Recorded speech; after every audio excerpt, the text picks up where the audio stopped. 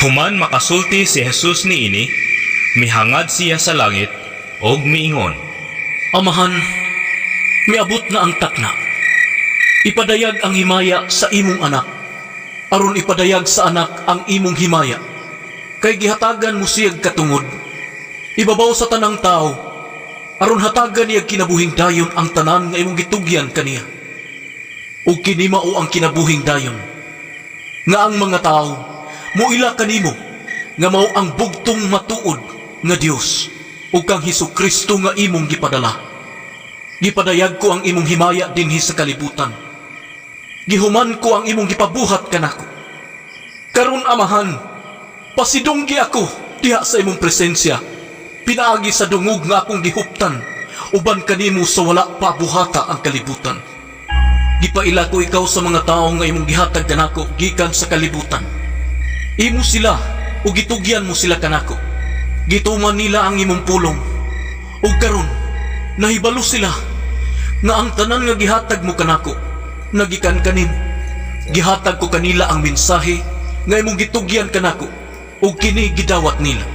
Nasayod sila nga tinuod nga ako gikan kanimo ug mituo sila nga ikaw ang nagpadala kanako.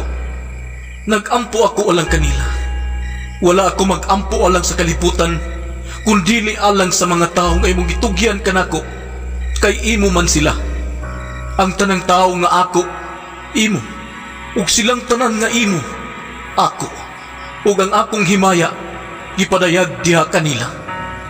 Ug karon mo anha ako kanimo, dili na ako magdugay dinhi sa kalibutan, apan sila magpabilin dinhi. Balaang amahan, bantay sila diha sa gahom sa imong ngalan, ang ngalan nga imong gihatag kanako, aron sila mausa, ingon nga ikaw ug ako, usa lamang.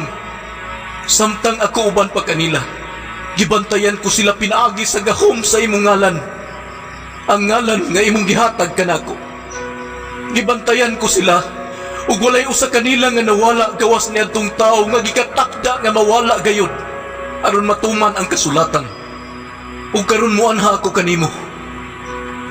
Ug gisulti ko kining mga butanga dinhi sa kalibutan, aron malipay sila sa hingpit tuyog kanako.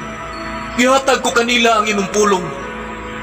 Busa gikasilagan sila sa kalibutan, kay dili man sila iya sa kalibutan, sama nga ako, dili iya sa kalibutan.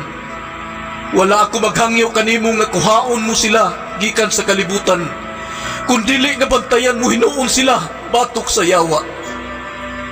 Sama nga ako, dili iya sa kalibutan, dili usab sila iya sa kalibutan.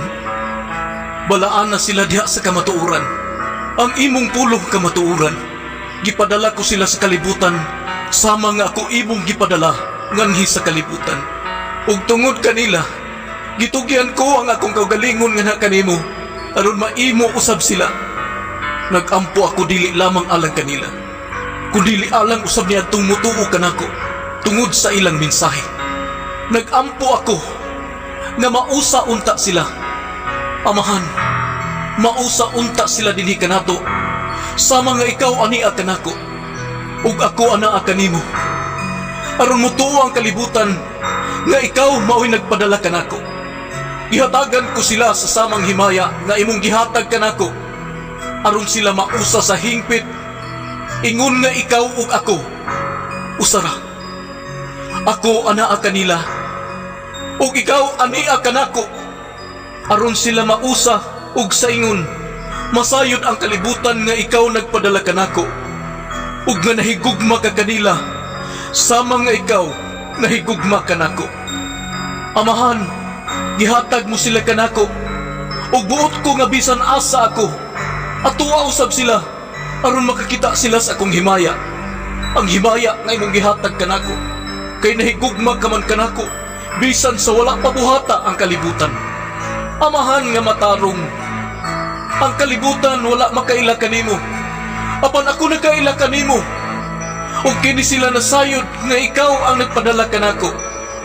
Ipaila ko ikaw kanila, ug kini akong padayunon pagbuhat aron mabatunan nila ang imong gugma alang kanako, ug magpuyo usab ako diha kanila.